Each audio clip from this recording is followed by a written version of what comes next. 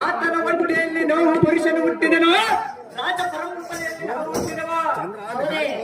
ಆದ ಕಾರಣ ನಾನು ನಿನಗೆ ಏನಾಗಬೇಕು ನೀನೇ ತಿಳಿದು ನೋಡಮ್ಮ ಜನನೇ. ನಾನದೆಲ್ಲ ತಿಳಿಯುವುದಿಲ್ಲ. ಮಾತೆ ನಾನೀಗ ಇಲ್ಲಿಗೆ ಯಾತಕ್ಕಾಗಿ ಬಂದರೆ ಅದರ ವಿಚಾರ ಅಷ್ಟೇ ನನಗೆ ಬೇಕು. ಅದೇನು ಮಾತೆ?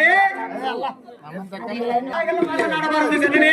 ಮಾತು ಮಾತಿಗೂ ತಾಯಿ ತಾಯಿ ಎನ್ನುವ ಮೂರಕ್ಷರವನ್ನು ಬಿಡದೆ ಹೇಳಲಿಲ್ಲವೇ? ತಾಯಿ ಎಂಬ ಮೂರಕ್ಷರವನ್ನೇ ಆಡುತ್ತೇನೆ ಮಾತೆ.